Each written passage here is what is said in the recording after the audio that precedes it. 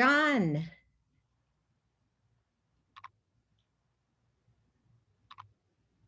Jon Blend.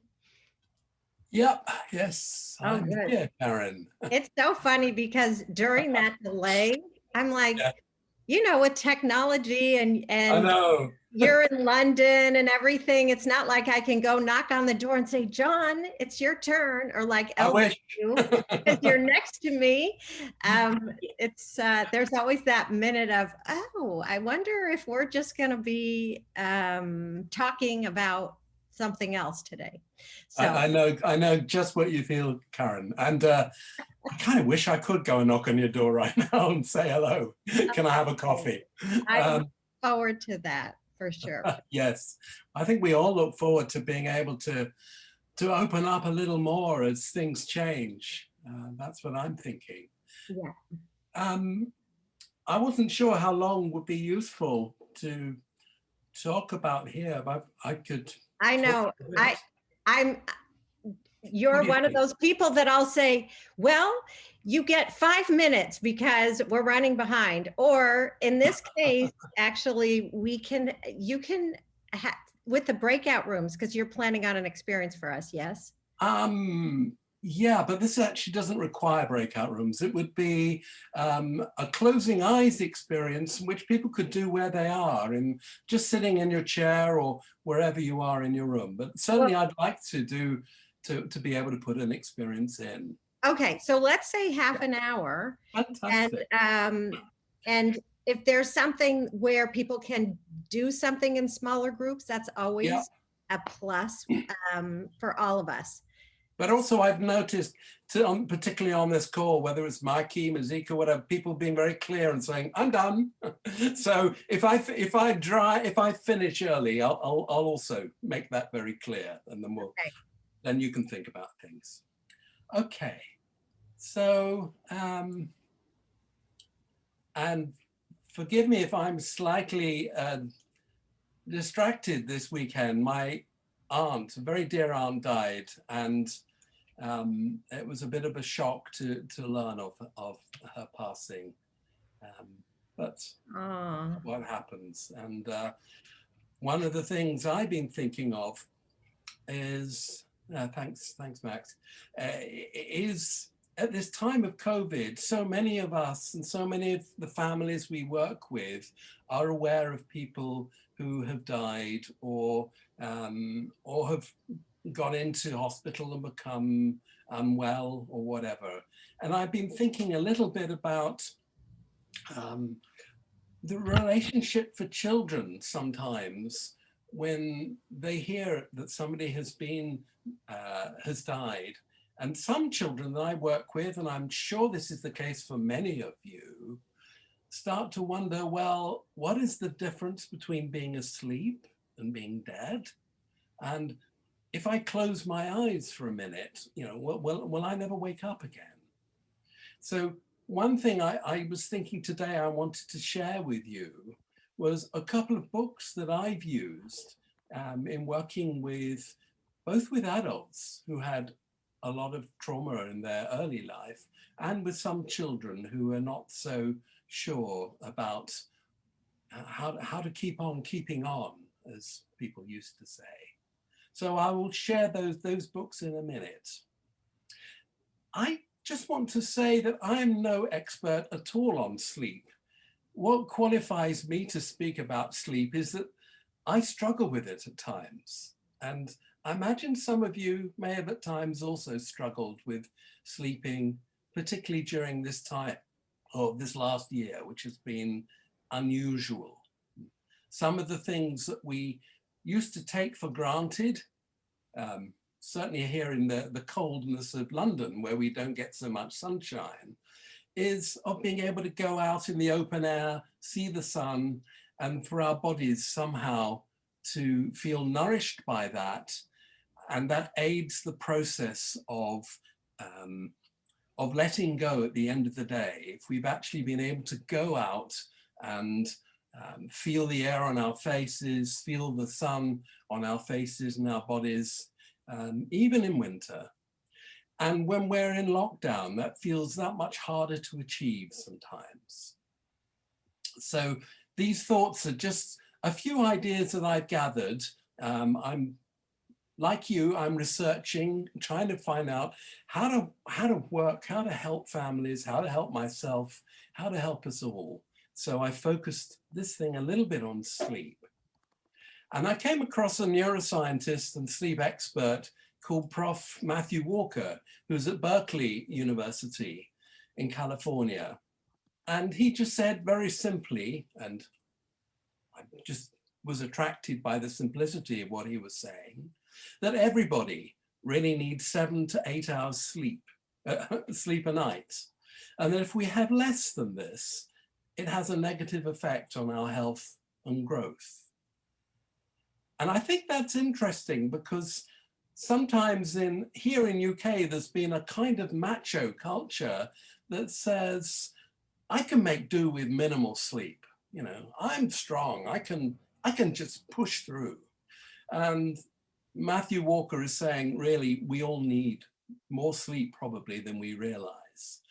And that teenagers in particular need more sleep because their minds and bodies are growing quickly. And the research that he was looking at shows that many teenagers don't get enough sleep, and that ideally they need 8 to 10 hours every day. I think of my stepdaughter, when she was in her teens, she went through that phase of needing a lot of sleep. And then as she got older and moved to young adulthood, being able to have a very different routine and a very different way of managing her sleep. She didn't need so much, but in those middle teen years, she really did.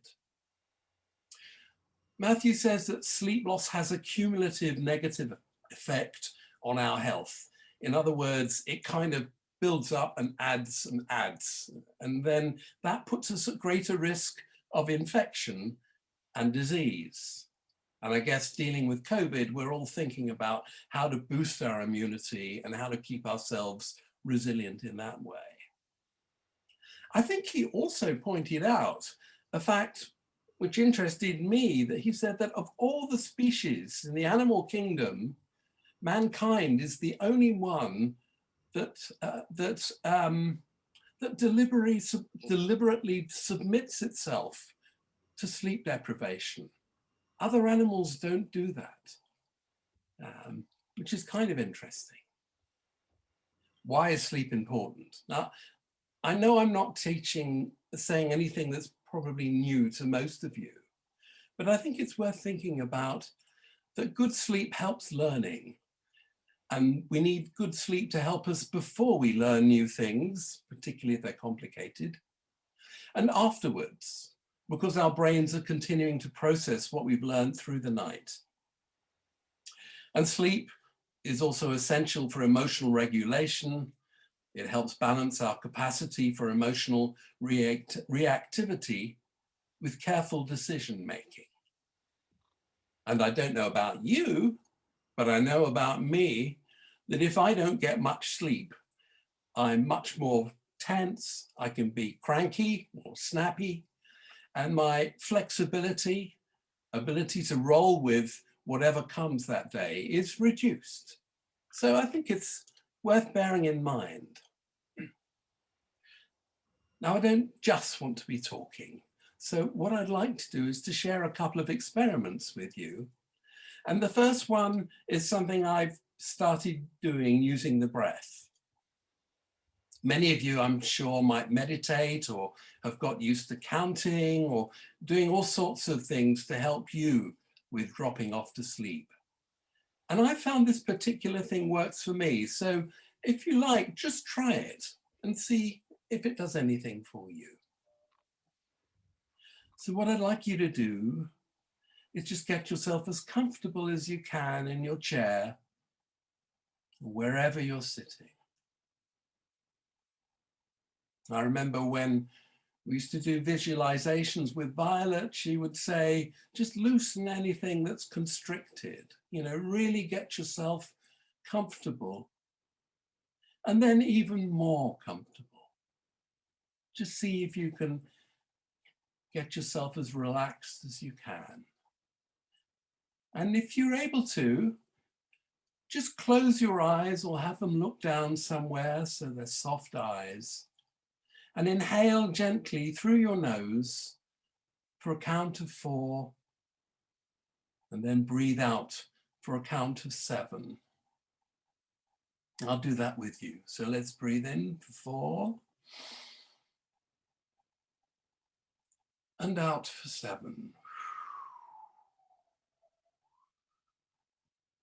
And I'd prefer to breathe out through my nose, through my mouth, but you can choose. And if you want to add a pause between each in-breath and the next, that's fine too. So let's just do that a couple more times in your own time. And if it helps to switch off your video, but don't leave the call, or if it helps to cover your eyes, just allow yourself to do that so you can really just be with yourself right now. We'll come together after this experience, but for now, that's it. Just really do what you need to let go. Sleep is all about letting go. And though we're not going to go to sleep, probably, it's good to let go at the end of the day or even at the start. So now as you breathe out through your mouth, visualize making the shape of a number 1 with your breath. When I do this, I start with the, I don't know what you'd call it. It's like the down bit at the top of the 1. I breathe out, move my head up. And as I continue breathing, I go down the long part of the 1. And across a little at the bottom, either side. But you do it the way you want. And if your numbers are pictorial, just find the shape that works for you with them. I like to recall the process of learning to write in junior school. As children, we traced and copied numbers that were on the page. And that's what we're doing now. So after you've done your number 1, just go on to number 2. See if you can get the shape of that number 2 with all the curly bits. So you're breathing out into the shape of that 2. If you like that number, try it again. Just go back to that number 2. Breathe in and then out into the shape of the 2.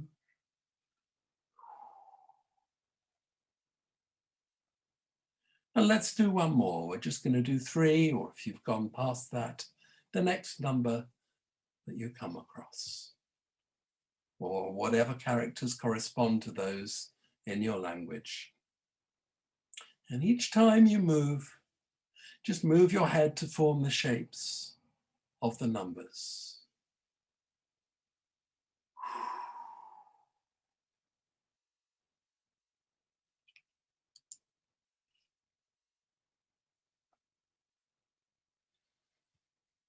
And then when you're ready, very gently and slowly, open your eyes, getting used to the light in your room, and turn on your video again so we can see each other.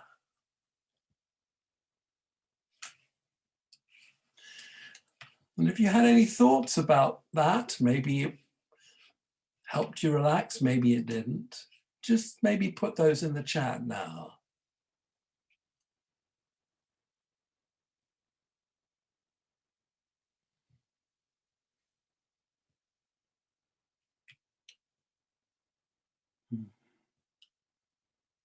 Feeling sleepy, breathing was relaxing, helped to ground myself, yawning. I feel lighter, contacting the calm. Moving the head really had added something. I find that if I just count on my own, I get bored. But bringing the head into the action and making the shape of those numbers And you could do this with letters as well, whatever alphabet you have. For me, it's one of the tools in the toolbox. And I think what we're thinking of here are the tools, and there may be different ones that work and help us on different occasions, that help us when we're stressed or when the children we work with are stressed, just to let go. Great, thank you for those who've replied. Violet's work is rooted in the senses and sensory work. And of course, we're on screen, so we have to kind of improvise a bit with this. But one of the things, if we're thinking about nighttime, is the importance of light. And we have a kind of, some of us have a mixed relationship with light at night. Some children, for example, will find it quite scary to have blackout. And yet we know that blackout helps our cells relax.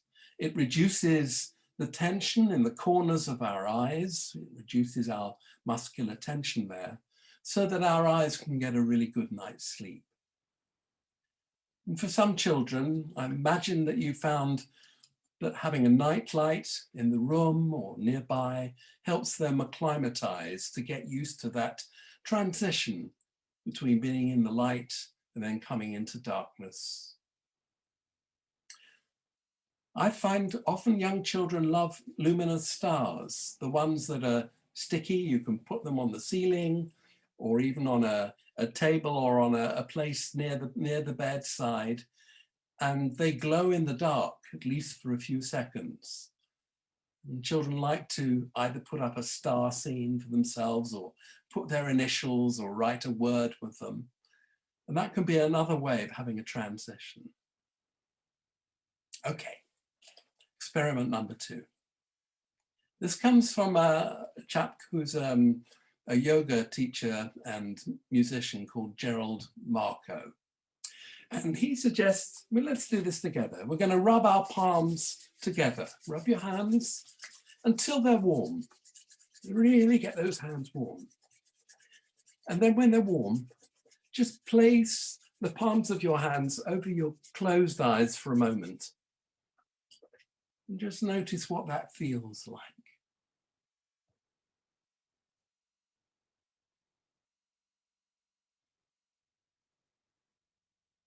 And you might notice, some of you, that it kind of has a relaxing or releasing effect. I'm stroking my face as I'm talking to you, and maybe some of you are too. That again, it's another way of just relaxing and releasing the muscles of the face, helping us let go. Another thing that you could do with your child, or that the parent could do with their child, is to sit with them at bedtime and ask him or her to see with eyes closed. And you might suggest anything that's of interest, knowing the kid. A giraffe, a bird, a motor car, a camel, a carrot. It could be anything. Just, can you imagine that for a moment? Just eyes closed, trying to see in your mind's eye these characters or these objects. Again, it's helping with the transition. So, smell, an important sense. And again, I know many of you probably have experimented with these for yourself. I find that ionizers are great for removing stimulating smells in a house, whether it's cooking smells or nicotine, or anything that's might help to keep you awake inadvertently, unhelpfully. Essential oil drops in a burner or one of these plug-in diffusers, you may have come across those. They offer natural calming. You could use lavender, for example, to promote relaxation and rest, which can also be put in the bath or on bedclothes. I always remember a 16-year-old, very strongly built captain of rugby in his school, who was having awful trouble with sleep. And he was a bit cautious about this, but he tried just putting some lavender He actually went to sleep in his rugby shirt. I hope it was a clean one. But he would go to sleep with us, and he put the lavender on his shirt, and of course it doesn't stain. So he was happy about that, and actually it really helped him drift off. And for others, eucalyptus or basil or bergamot oil is great. On another call I was on recently, I got a lovely tip from a colleague in Croatia, Nat. She said that mosquitoes hate the smell of laurel leaves if they're burning. You know those burners that you plug in sometimes with a tablet to try and get rid of mosquitoes in your room at night? Those of you that have trouble with mosquitoes. It's a kind of chemically smell. But if you put 2 or 3 laurel leaves in instead of the tablet, it seems to work just as well. And it has, again, a nice soothing smell, a nice soothing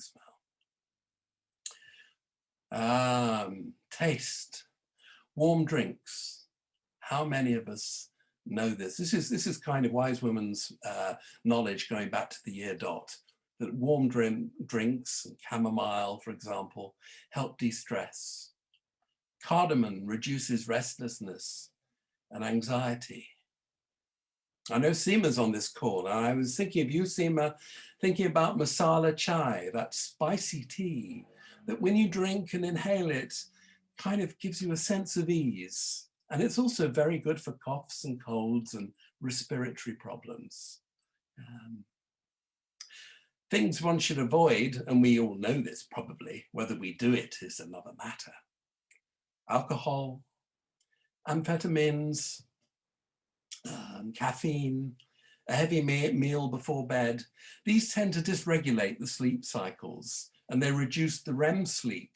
That's the dream sleep that helps our mind process feelings and work out problems. So, some thoughts. I'm sure you could add to this. I mean, these are just a few thoughts I'm putting together. I'm sure you have other ideas. And if you do, you might want to just add them in the chat. So as I said, worries about dying at this time of pandemic in children sometimes. A confusion between the sleep process, what happens when I fall asleep, and death, you know, when we're aware, perhaps more aware than usual, of bereavements. A book I've been using for many years that I would really recommend. It's a simple, rather beautifully written book with lots of photocopyable line drawings in black and white. It's an activity book by Mary Turner. It's called Talking with Children and Young People About Death and Dying. And the second edition is particularly helpful as it has a section for parents to help them have conversations with their children if a family member or somebody has died. It just helps that process. And another one by Diana Crossley is called Muddles, Puddles and Sunshine. And it's a lovely activity book for early years. You can make a volcano of feelings. You can make biscuits in the shape of different emotions, making the faces fit for different feelings, the kind of feelings, the range of feelings we might have when we're thinking out, when we're grieving. Touch. Gosh, touch. We are touch deprived at the moment, many of us. And the texture and feel of night clothes and bedding can be really important. This year, I think in the UK, we've had a huge increase in sales of weighted blankets. And lots of people are finding that there's a comfort that comes from just feeling that sense of something warm and close to you. Toe massage with a base oil relieves tension and also can promote closeness between parents and children. And an Ayurvedic remedy is to apply sesame oil to the soles of your feet. And that seems to hasten sleep for many. Ready for another experiment? Just close your eyes again and gently grip one finger on either hand with your thumb and forefinger of the other hand. And just feel the warmth of your touch as you slowly encircle your finger.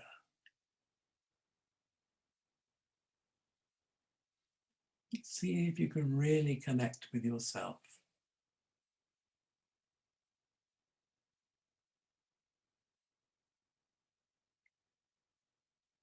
And when you're ready, just open your eyes.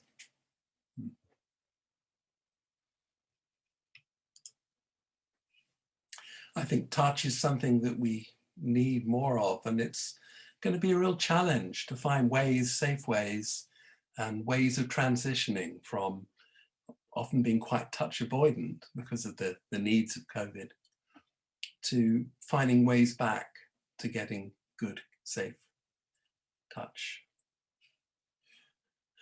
Something about nightmares and recurring dreams. And of course, we all know that it's helpful when a parent provides comfort after a child or sometimes a teenager has had a nightmare. They may want to recall the dream and retell it to you, or add a different ending, or write down things. Of course, if the child brings the dream to a Gestalt therapist or counselor, they may be invited to explore that from many perspectives without interpretation. I know many of you know this. Because in Gestalt therapy, all aspects of the dream somehow relate to the dreamer. As Fritz Perls said, I think back in 1969, in Gestalt therapy verbatim. And if you look on the VSOF website, which has got so many wonderful articles, you'll find a lovely description by Violet of dream work with many children using clay and enactment and drawings. It's a good way in. One thing that's I find sometimes with kids who have recurring dreams is to encourage them to think that their thumb is like a TV remote. And if they're having a lucid dream or a dream in which they can kind of somehow feel their involvement in it, to actually press a thumb down against the rest of the hand and just imagine they're changing channel from the bad dream to a good dream. Although often if you've done good dream work with a child or a teenager, the process of really imagining it, or recalling it rather, and then being able to embody it, to enact it, is often enough. It's all we need usually to stop the dream coming back. It's like we're paying attention to the thing that's been bugging us. Okay. So now I'm just going to finish this section with some visualization. As I say, these are kind of just first thoughts really about sleep, and you may well have lots of great ideas yourselves too. It would be nice to actually maybe compile something together. So for this visualization, again, I'm going to encourage you to get yourself comfortable and either turn the screen off or to put a scarf over your face, or if that helps. It's going to take a few minutes. We're going to be with ourselves for quite a few minutes. And we're going to start with some sound.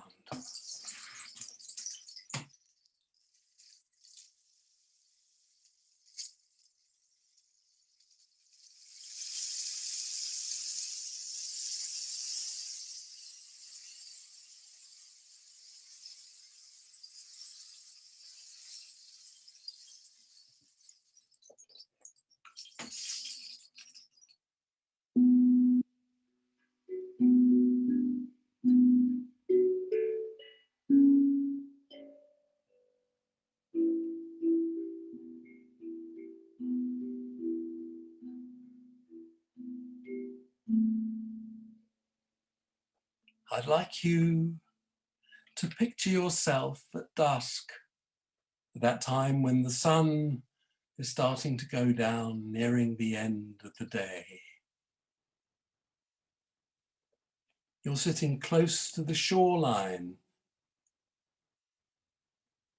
watching the sunset.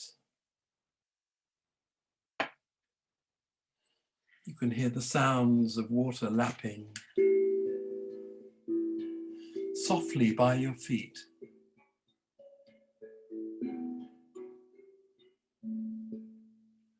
You're feeling at peace, rested, and watching the last rays of the sun turning into fiery golden points before that sun slips over the horizon.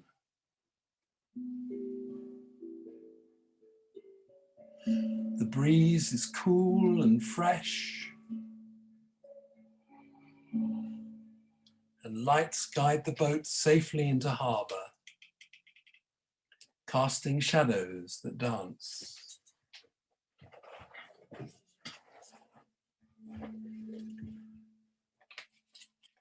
Before you turn and make your journey homeward, just pause and smell the air, smell the night flowers. Breathe in the scent of jasmine,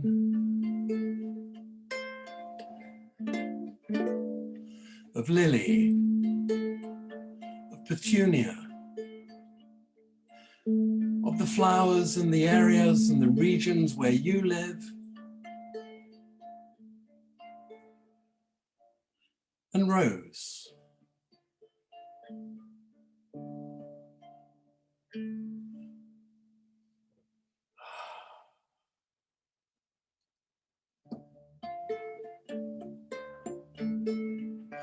Some say love, it is a river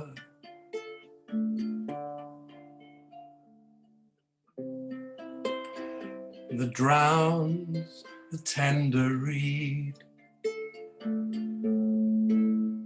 Some say love, it is a razor that leaves your soul to bleed. Some say love, it is a hunger, an endless aching need. But I say love, it is a flower, and you, its only seed.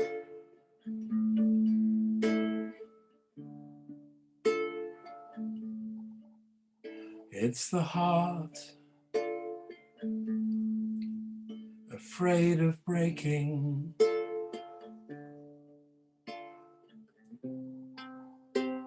that never learns to dance. It's the dream, afraid of waking,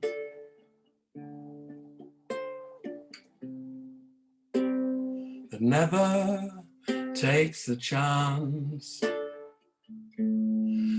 It's the one who won't be taken,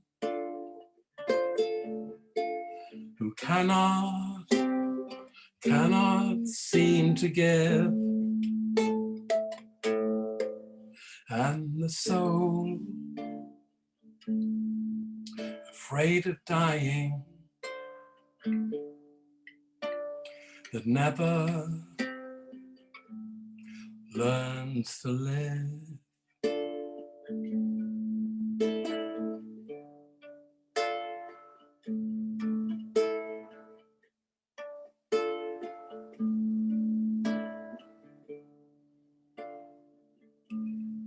Some say love, it is a river that drowns the tender reed. But I say love, it is a flower, and you, its only seed. You are the only seed of love. You are the only seed of love. Going home, going home, going home, going home, going home, going home.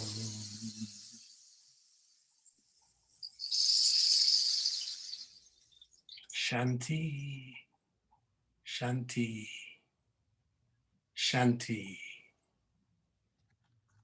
which means the peace beyond all understanding. Whenever you sleep tonight, may you be blessed, and may your dreams be sweet.